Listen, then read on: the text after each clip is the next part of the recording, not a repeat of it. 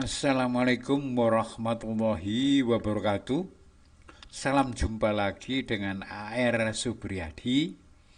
Kali ini merupakan pertemuan kedua dalam pembahasan bab alat optik dengan subbab lob.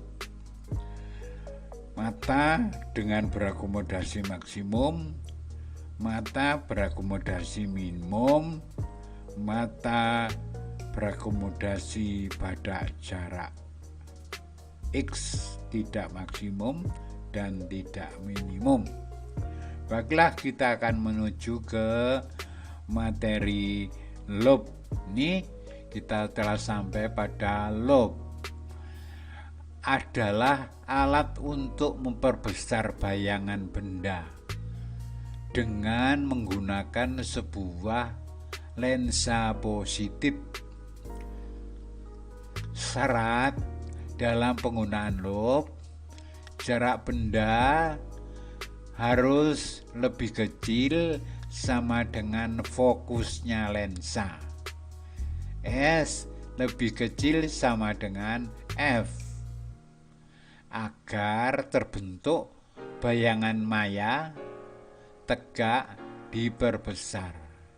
Ya, jadi ini di ruang 1 ini ya, ruang 1 sampai F gitu ya.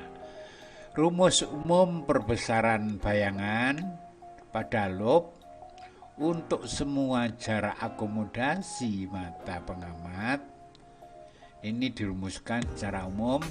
Gamma sama dengan SN ya, ini adalah jarak baca normal dibagi S ya. Ini normalnya 25, S berapa nanti harus dicari dulu sehingga ditemukan perbesaran anguler berapa kali. Ini gamma itu artinya perbesaran anguler, SN jarak titik dekat mata untuk normal atau mungkin bisa juga digunakan untuk mata tidak normal. S jarak benda ke lensa ya.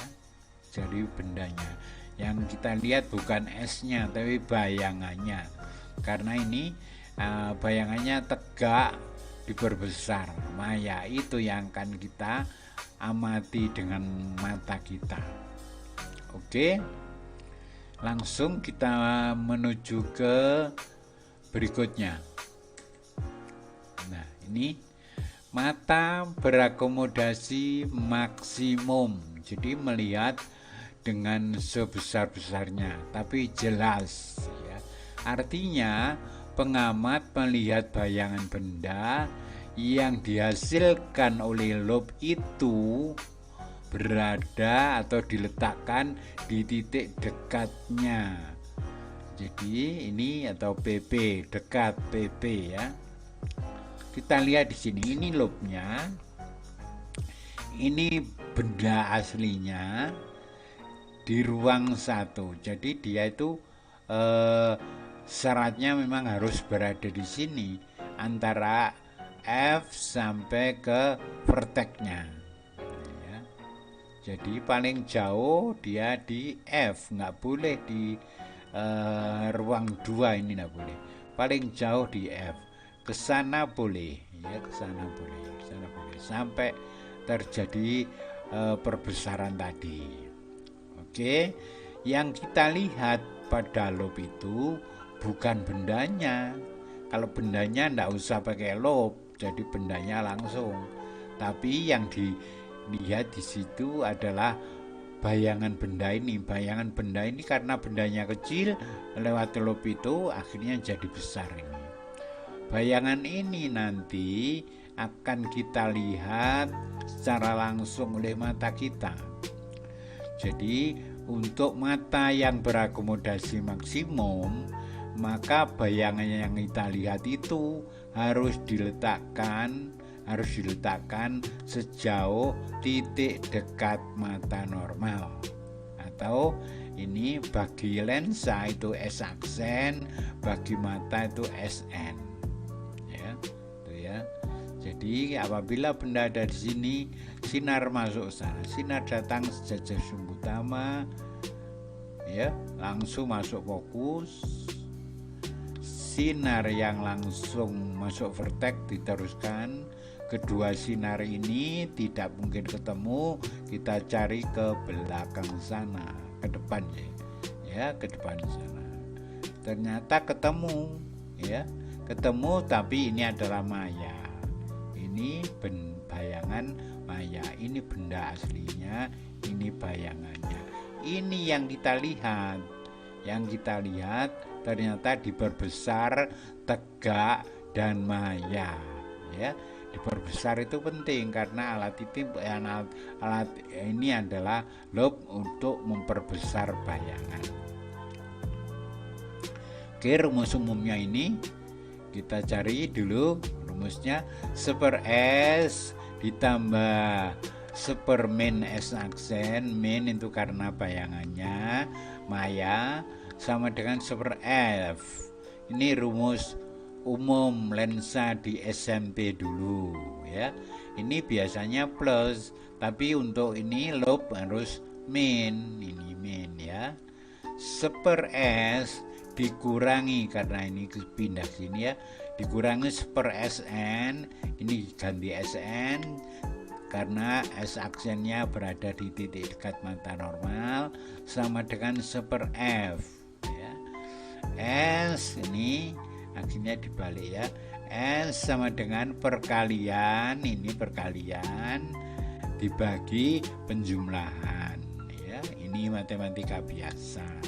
Akhirnya S itu dapat ditemukan ya, S-nya seperti ini, maka Sn dibagi F kali Sn per F plus Sn itu jadinya ini, gamma itu adalah Sn dibagi fokus lensa ditambah 1. Itu kita melihat bayangan benda itu paling besar ya, maksimum ya, maksimum.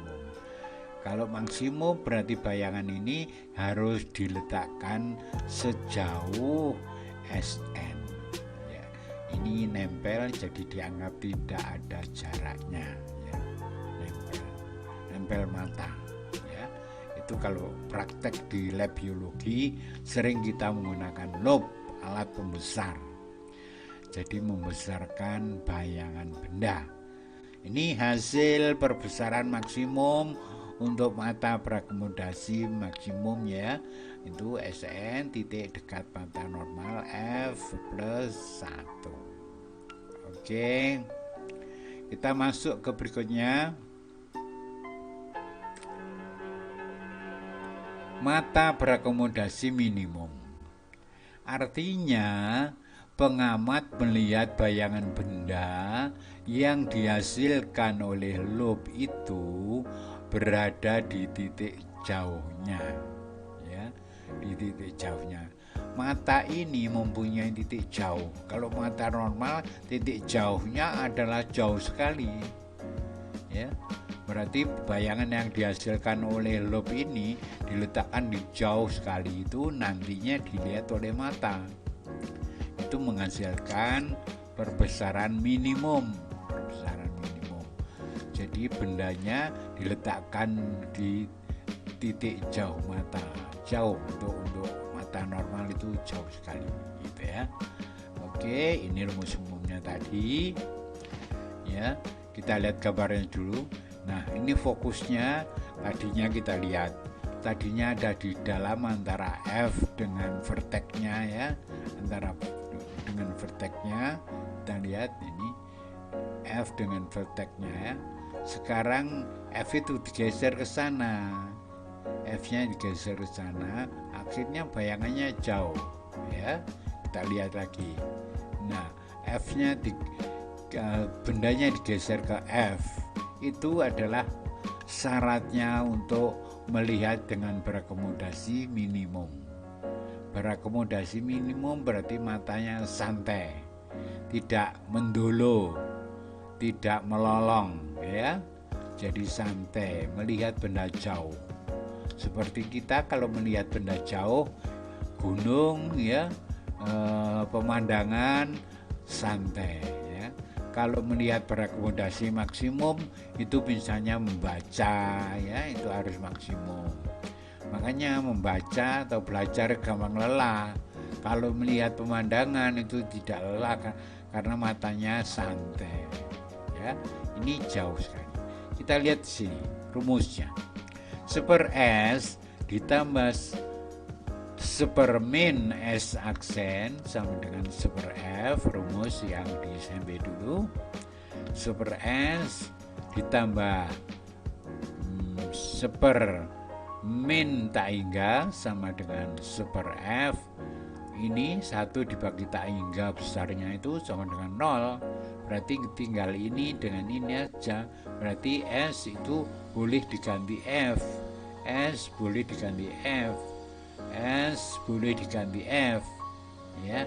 Makanya ini jadinya Sn per F. Itulah perbesaran minimum ya untuk mata tidak berakomodasi sama sekali ya, minimum sekian kali. Jadi kecil, ini kecil dibandingkan maksimum tadi, ini lebih kecil. Oke, kita coba lihat di berikutnya. Nah, sekarang mata berakomodasi pada jarak X, tidak maksimum, tidak minimum. Artinya pengamat melihat bayangan benda yang dihasilkan oleh lob itu di titik sejauh X, tidak di titik dekatnya, juga tidak di titik jauhnya ya dari mata. Jadi sejauh X, X itu lebih kecil, X itu lebih besar dibandingkan BB ya, X itu lebih kecil dibandingkan PR. X, kita lihat ini X itu lebih besar dibandingkan PP. Oke, kita lihat sekarang. Kita ingin melihat, masa kita melihat hanya maksimum dan minimum saja? Di antaranya bagaimana sekarang? Super S ditambah super min S aksen sama dengan super F. Super S ditambah super min X sama dengan super F. Berarti S sama dengan perkalian dibagi penjumlahan ya. Karena kita ceritanya tentang melihat pada jarak X, maka jarak fokus dikalikan jarak yang kita tentukan tadi dibagi penjumlahannya, sehingga menghasilkan suatu benda, bayangan ya, bayangan yang dilihat oleh mata kita pada jarak X itu lambda gamma sama dengan Sn dibagi fokusnya, biasa ini ya. Nah, tambahnya itu Sn dibagi X ya. Sn bagi X itu hasil dari sini loh ya. S-nya ini diganti, hasilnya ini yang atas itu sama Sn lalu ini fokus ya, ini X ya. Oke, sudah kita dua rumus sudah kita miliki dalam menggunakan lob. Kita lihat problemnya. Problem 1. Pengamat bermata normal menggunakan lob yang memiliki jarak titik api 5 cm. Nah, lobnya itu ya, punya fokus ini. Berapakah perbesaran bayangan yang dihasilkan lob saat mata A berakomodasi maksimum, B berakomodasi minimum? Nah, sekarang kita lihat jawabannya. Yang A, perbesarannya sama dengan Sn per F ditambah 1, itu yang maksimum ya, maksimum. Lalu ini isinya 25, ini fokusnya 5, ditambah 1, maka hasilnya 6 kali. Ya, 6 kali. Yang B, berakomodasi minimum. Ya, melihat benda jauh. Bayangan yang kita lihat itu adalah jauh. Ya, kita lihat yang B sama dengan gamma sama dengan Sn dibagi F. Itu aja ya. Gamma sama dengan 25 dibagi F-nya 5. Ya, ini ada berapa kali? Ya, ada berapa kali? Hitung. Gampang kan? Jadi ada dua peristiwa ini. Kalau maksimum, kalau ini minimum. Bagaimana kalau tidak maksimum dan tidak minimum? Nah, ini kita melihat pada jarak X. Pengamat bermata normal menggunakan loop yang memiliki jarak titik api 10 cm. Ya, titik apinya lensa ini 10 cm. Berapakah besaran bayangan yang dihasilkan loop saat mata berakomodasi pada jarak 40 cm? Nah, ini berakomodasi pada jarak ini. Maka rumusannya Sn per S ya. Lalu S-nya dicari dulu. S itu adalah perkalian dibagi penjumlahan. Ya. Ini S sama dengan 10 kali S aksennya. S aksennya berapa? 40. Ya, ini S aksennya adalah 40 dibagi 10 ditambah 40. Berarti ada 400 dibagi 50 ada 8 cm. Nah, karena ini S-nya ada 8 cm, maka diperoleh 25 dibagi 8 ya. Ini ya hasilnya sekian kali. Tidak maksimum, tidak minimum ini ya. Masa melihat itu hanya dibatasi minimum dan maksimum. Nah, yang lain pun bisa seperti ini. Oke, kita lihat berikutnya.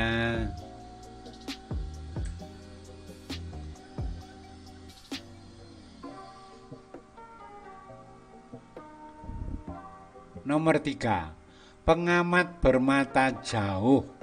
Ya, pengamat mata jauh itu memiliki jarak titik dekat itu 50 cm. Menggunakan loop yang mempunyai kekuatan 20 dioptri. Berapakah perbesaran bayangan saat mata A berakomodasi maksimum, B berakomodasi minimum? Awas, ini orangnya tidak normal ya. Jadi mempunyai titik dekat itu 50 cm. Maka isinya di sini nanti Sn dibagi F per 1 karena ini adalah berakomodasi maksimum. Maka kekuatan lensa dicari dulu. P sama dengan 1 per F. Akhirnya P itu ini ya, ini. F-nya ditemukan ya, F-nya ditemukan. Akhirnya diisi di sini dibagi yang sudah ditemukan tadi 5 tambah 1 ada 11. Berapa kalau begitu ini isinya? Ya, dibagi F-nya, dibagi titik-titik ini dibagi F sama dengan titik-titik ini dibagi F. Nah, berapa hasilnya? Dan ditemukan 11 kali. Oke, sudah bisa dimengerti ya. Jadi ini biasanya Sn karena titik dekatnya orang ini adalah 50, ya ini diisi 50 ya. Lalu ini diisi, fokusnya tadi sudah ketemu ditambah 1. Jadi ini titik dekat, ini fokus. Sekarang yang kedua, berakomodasi minimum. Ya, jadi ini nggak harus orang normal, ini bisa yang penting titik dekat itu aja. Gamma sama dengan 50 dibagi 5 ditambah 0, ya, karena berakomodasi minimum rumusnya ini 0. Maka 50 dibagi 5 ada 10 kali. Itulah ya untuk loop berakomodasi maksimum, berakomodasi minimum untuk mata normal, berakomodasi pada jarak X. Kemudian untuk mata yang tidak normal sudah ada contohnya, ya. Oke.